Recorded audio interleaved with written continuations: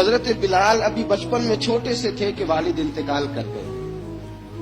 یتیمی میں پرورش پائی جناب بلال نے, یتیمی میں. اور پھر 2 بہنیں, ایک والدہ, ایک بھائی. حضرت بلال حبشی کا یہ خاندان مکے میں بکتا بکاتا کسی طرح عبداللہ بن جدعان کے پاس پہنچ گیا. بڑا پکا کافر تھا, بڑا پکا. ذرا اسلام کی روشنی چمکی نہ تھوڑی سی, حضرت ابوبکر صدیق رضی اللہ تعالیٰ عنہ اس رستے سے گزرتے تھے. اس رستے میں حضرت بلال کام کاج کیا کرتے تھے, بڑی محنت, بڑے جفاکش, بڑے ہمت والے. حضرت صدیق اکبر نے ایک دن روک کے کہا, بلال کب تک تو اتنے خداؤں کو پوجتا رہے گا, کب تک تو اتنے خداؤں کو پوجے گا, جگہ جگہ ماتھا ٹیکے گا, یہ تجھے کبھی غلامی سے آزاد نہیں کریں گے.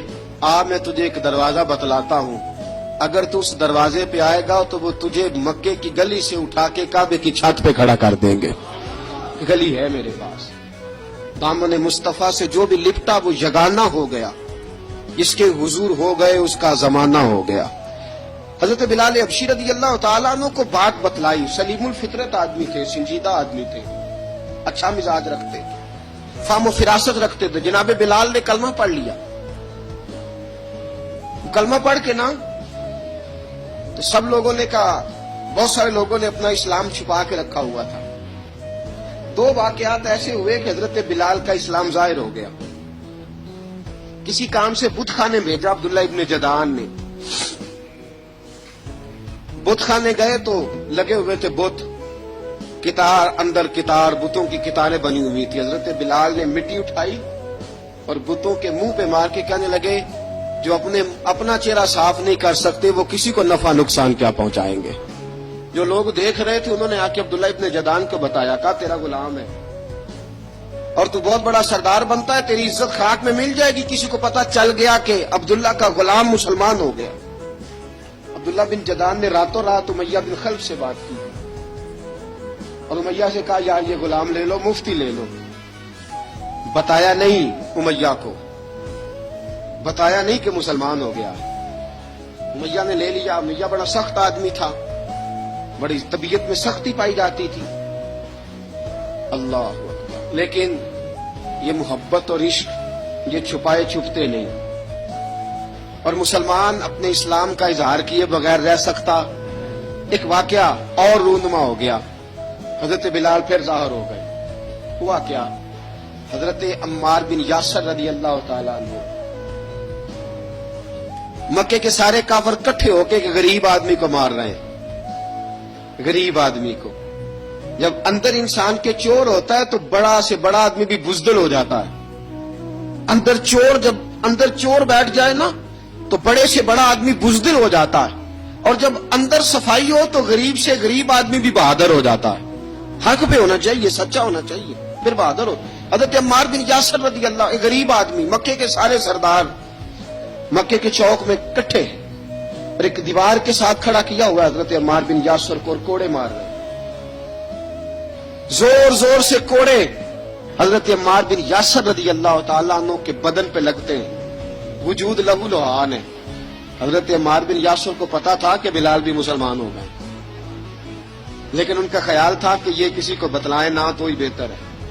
امیہ بن خلف آیا, سخت دھوپ تھی. جب کوڑے مار مار کے تھک گیا نا, ابو جال نے بھی مارا, ابو لہب نے بھی مارا, ابو سفیان نے بھی مارا, ابو البختری نے بھی مارا, اخنس بن شریح نے بھی مارا. امیہ بن خلف کی باری آئی تو تھک گیا نا مار مار کے. اسے پتا تھا کہ بلال بڑا سخت آدمی ہے, جو کام بھی کہو بلال کر دیتا ہے. امیہ نے کہا بلال سے, کہا بلال ادھر آ. حضرت بلال گئے, کہا یہ کوڑا پکڑ اور اس کو مار. جناب بلال نے کوڑے کی طرف دیکھا, پھر حضرت عمار کی طرف دیکھا.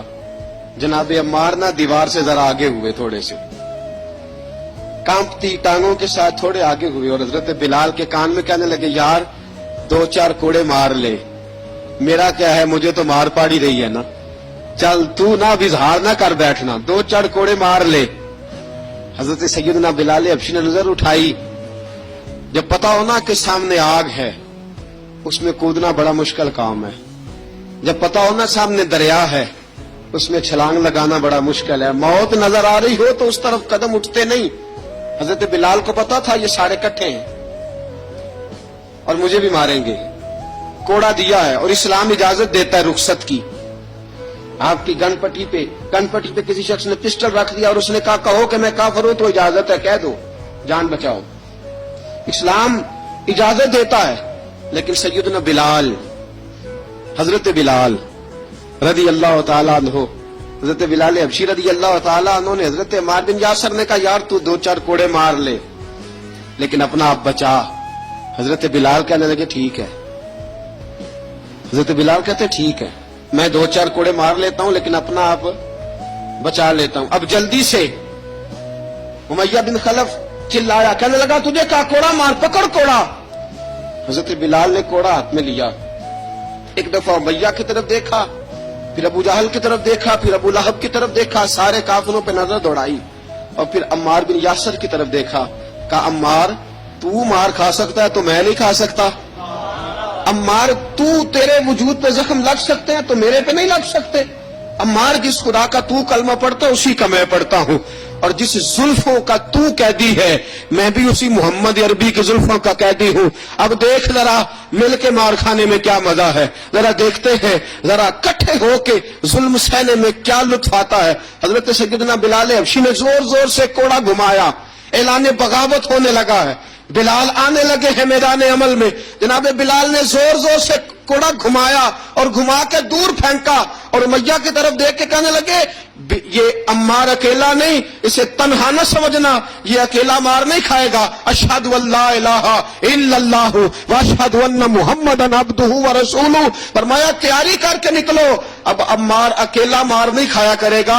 जब अम्मार मार खाएगा तो इसके साथ हिस्सादारी करने बिलाल भी आया करेगा। हजरत बिलाल मैदान अमल में। अब काफिरों पे सन्नाटा छा गया। बिलाल तेरी जुर्रत, तेरी ये हिम्मत, तू इनकार कर